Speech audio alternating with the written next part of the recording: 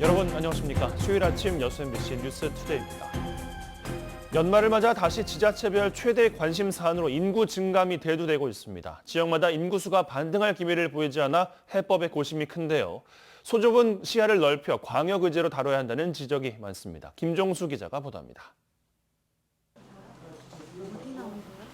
지난해에 이어 최근에도 위장 전입 등 주민등록법 위반 사례 점검을 통보한 전라남도. 특히 광양만권 지자체들의 인구 경쟁 논란을 의식한 듯 전입운동을 가장한 불법 행위 역시 철저히 조사할 것을 강조했습니다. 이에 맞춰 지자체들도 공무원을 동원한 인구 늘리기 정책을 폐지하고 범시민 전입운동에 초점을 맞추고 있습니다. 이런 가운데 지난해와 비교해 큰 폭으로 인구가 준 광양시는 상황이 녹록지 않습니다. 최근 발표된 광양시 주민등록 인구 통계입니다. 올해 9월부터 15만 1000명 선을 밑돌면서 별다른 상승세를 이어가지 못하고 있습니다. 지역적 특성상 산단의 개보수에 맞춰 인구 증감이 반복되고 있고 거주지와 근무지가 다른 것도 영향을 미치고 있다는 분석입니다.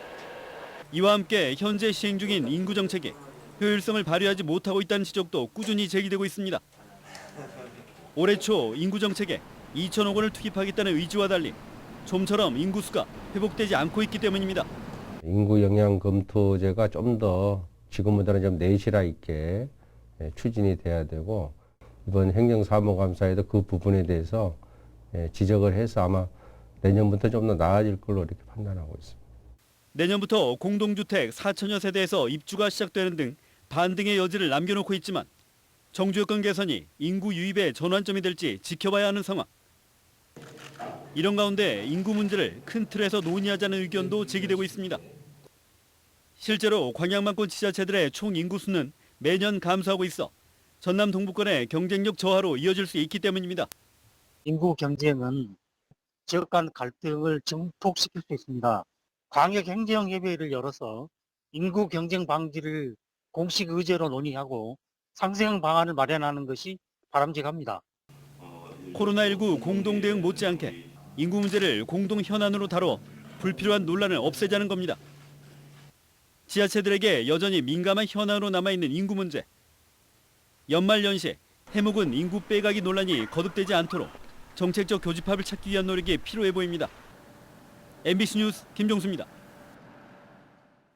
11월 초부터 시작된 코로나19 재유행의 기세가 전국 각지를 휩쓸고 있습니다. 다행히 전남 지역은 다소 소강 국면으로 접어들었지만 광주는 골프 동호회 등 집단 감염의 고리가 잇따라 드러나면서 확진자들이 쏟아져 나오고 있습니다. 이다현 기자가 취재했습니다. 지난달 말 경기도 용인에서 2박 3일 동안 골프 모임을 가졌다 확진된 시민은 모두 7명. 비슷한 시기 광주 상일중학교에 다니는 학생과 부모 등 일가족도 확진됐고 전남대병원 퇴원 환자와 접촉한 우체국 직원이 확진됐습니다. 감염 경로를 알 수 없었던 광주시가 이동 동선을 확장하자 공통점이 발견됐습니다. 경기도 용인 골프 모임 확진자 1명과 상일중학교 학생의 아버지, 그리고 우체국 직원의 남편이 11월 10일 광주시 서구 풍암동의 한 스크린 골프장에서 골프 모임을 했다는 겁니다. 용인 골프 모임과 상일중학교 등 3개의 집단 감염원이 스크린 골프 모임으로 확인된 겁니다. 11월 10일에 11월 정기 모임이 있었고 그 이후에 이제 각자 개인의 모임이 있는 상황에서 이 스크린 골프 동호회가 관련된 처음에 감염 소스가 될 수 있겠다라고 판단을 했고요. 하지만 아직도 감염원을 알 수 없는 사례가 훨씬 더 많습니다. 지난 2월 발생한 광주 지역 코로나 누적 확진자가 모두 762명. 이 가운데 감염 경로를 알 수 없는 경우는 40건에 이르고 있습니다. 그리고 24건은 지난 한 달 동안 집중됐습니다. 설마 나가 활동하는 곳에서는 문제 없겠지 했던 데서 언제 어느 때라도 발생할 수 있다는 걸 좀 우리 시민들께서 다시 한번 깊이 마음속에 새겼으면 좋겠습니다. 감염원이 나타나지 않은 채 확산하고 있는 코로나19. 우리 곁에 언제 다가올지 모르는 바이러스를 막을 수 있는 예방약은 마스크 착용이라고 방역당국은 당부했습니다. MBC 뉴스 이다현입니다. 사회적 거리두기 단계 완화를 검토했던 순천시가 2단계를 유지하면서 업종별 제한을 탄력적으로 적용하기로 했습니다. 순천시는 전국 사회적 거리두기 상황이 2단계로 격상되지 않으면 어제부터 1.5단계 완화를 검토했지만 전국적인 확산, 전남도의 2단계 격상에 따라 오는 28일까지 3주간 탄력적인 사회적 거리두기 2단계를 유지하기로 했습니다. 이에 따라 어제부터 순천시는 카페, 음식점도 밤 10시까지 정상 영업을 하고 밤 10시 이후에는 포장과 배달만 허용됩니다. 고흥군이 코로나19 예방을 위해 내년 1월 1일 개최 예정인 남열 새해 해맞이 행사를 취소하기로 결정했습니다. 고흥군은 전국적으로 코로나19 확진자가 급증하고 있는 가운데 지역 감염 확산을 사전에 차단하기 위해 내년 1월 1일 개최 예정이었던 남열 해맞이 행사 등 지역 내 신년 해맞이 행사를 불가피하게 전면 취소하기로 했습니다. 고흥군은 행사 취소에도 불구하고 새해 1월 1일 해맞이객들의 발길이 잇따를 것으로 예상됨에 따라 주요 해맞이 명소 일원에서 마스크 착용, 발열 체크 등 방역 활동을 강화할 방침입니다. 찬반 의견이 첨예하게 대립하고 있는 여수시 청사 별관 증축 관련 예산이 시의회 상임위원회에서 전액 삭감됐습니다. 여수시의회 기획행정위원회는 어제 정례회 8차 회의에서 청사 별관 증축과 관련된 공유재산 관리 계획이 상임위원회에서 보류된 점을 등을 고려해 여수시가 요청한 설계비 14억 9천여만 원을 전액 삭감했습니다. 상임위에서 삭감된 예산은 오늘부터 진행되는 예산결산특별위원회에서 다시 논의될 가능성이 있지만 통과 여부는 불투명한 상황입니다. 이와 함께 문수청사 매입비 35억 원 역시 상임위를 통과하지 못하고 전액 삭감됐습니다.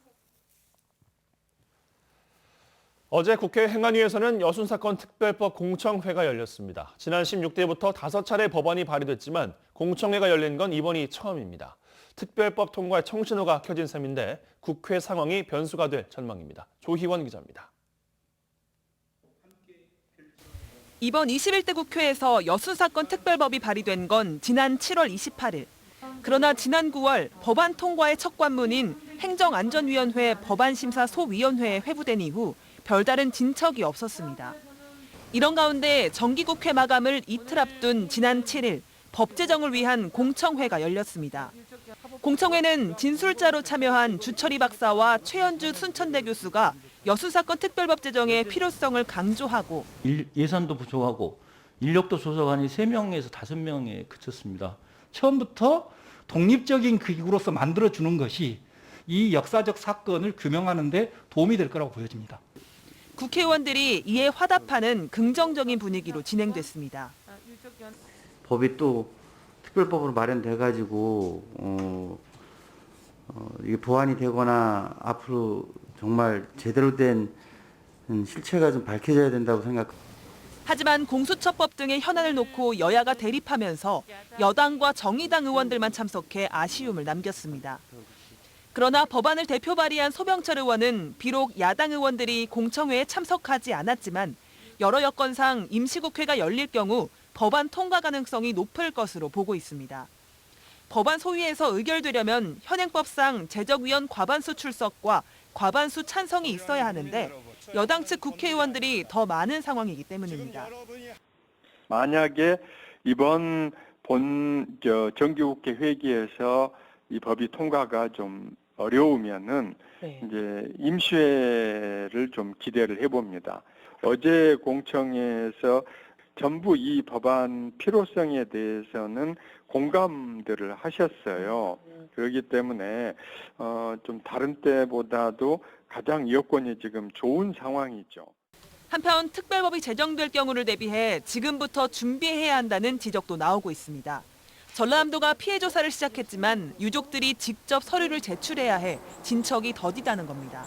특별법이 통과가 돼서도 이제 조사위원회가 구성이 되고 거기에 뭐 실무진이 구성되고 이것도 오랜 시간이 걸리잖아요. 좀 예산을 좀 세워서 조사원들을 모집해서 이 조사원들이 각 지역을 다니면서 조사할 수 있도록.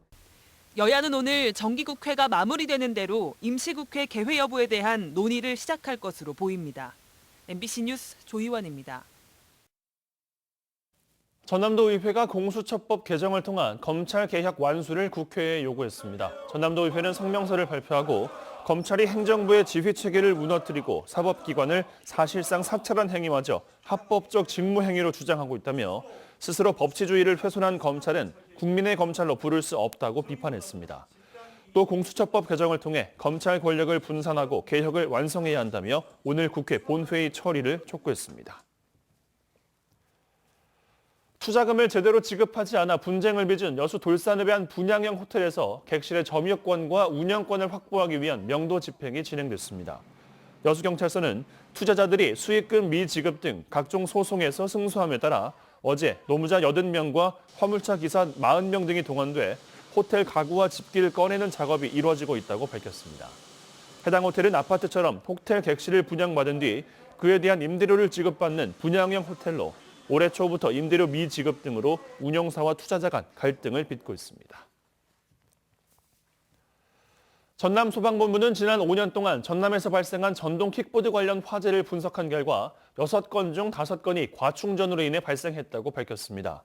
소방본부는 전동 킥보드뿐만 아니라 리튬이온 배터리를 쓰는 기기들에서 화재가 발생하는 만큼 과충전을 막기 위해 80%까지만 충전하거나 단락 보호장치, 퓨즈 등 보호장치를 보완할 것을 당부했습니다.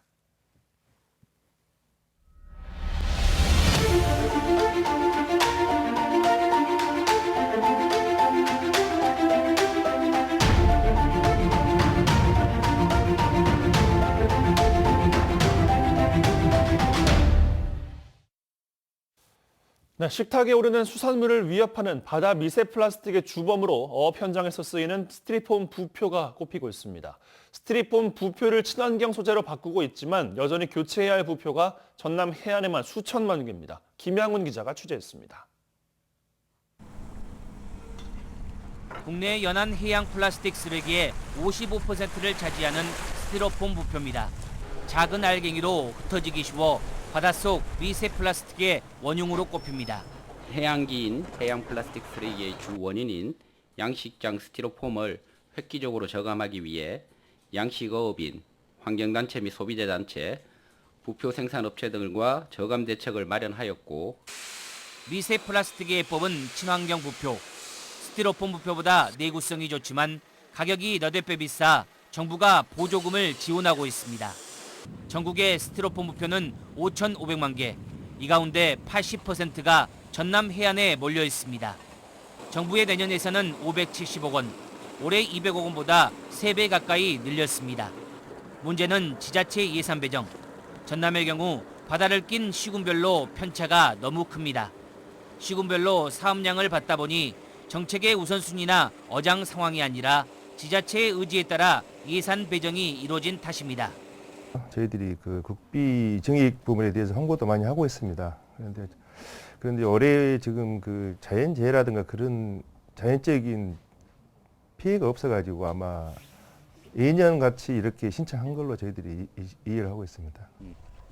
정부의 친환경 스티로폼 전량 교체 목표는 오는 2025년. 하지만 스티로폼 80%가 몰려있는 전남에서는 사업 6년 차인 올해까지 480만 개가 교체되는 데 그쳐 신청률은 10% 선에 그치고 있습니다. MBC 뉴스 김양훈입니다.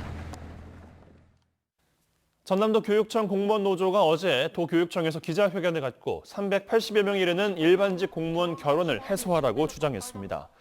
도교육청 공무원 노조는 또 일반직만 희생하는 편향적 정책들을 즉각 폐기하고 감염병 예방과 환경위생 업무에 시설 관리직을 전직 배치하려는 계획도 전면 철회할 것을 주장했습니다. 순천시가 내년부터 공동주택 분양과 관련해 지역 거주 우선 공급 제도를 도입합니다. 순천시는 시민들의 내 집 마련 기회를 확대하기 위해 순천시에 3개월 이상 거주한 주민에게 공동주택을 우선 분양할 수 있는 지역 거주 우선 공급 제도를 내년 2월부터 시행하기로 했습니다. 순천시는 지역 공동주택 공급에 외지 투기 세력을 차단하고 순천 시민의 실수요자 공급을 지속적으로 강화하기로 했습니다. 오늘 2025년 완공되는 순천시 신청사 설계 공모에 국내외 23개의 작품이 접수됐습니다. 순천시는 신청사 건립을 위한 설계 공모를 통해 해외 11개 업체를 포함해 국내외 23개 팀의 작품을 접수받았다고 밝히고 오는 15일 최종 당선작을 발표할 예정입니다. 순천시 신청사는 현 청사의 부지를 포함해 대지 면적 2만 6천 제곱미터, 연면적 4만 7천 제곱미터의 규모로 내년 12월까지 기본 실시 설계를 마치고 오는 2022년 하반기 착공에 들어갈 예정입니다. 고흥군이 20억 원 규모의 농수산물 온라인 판매를 위한 업무 협약을 체결했습니다. 고흥군과 농업회사법인 감동과 업무 협약을 체결하고 앞으로 2년 동안 지역 농수산물 20억 원 매출을 위해 신선하고 안전한 농수산물 생산과 함께 온라인 시장 공급 체계 구축에 적극 협력하기로 했습니다.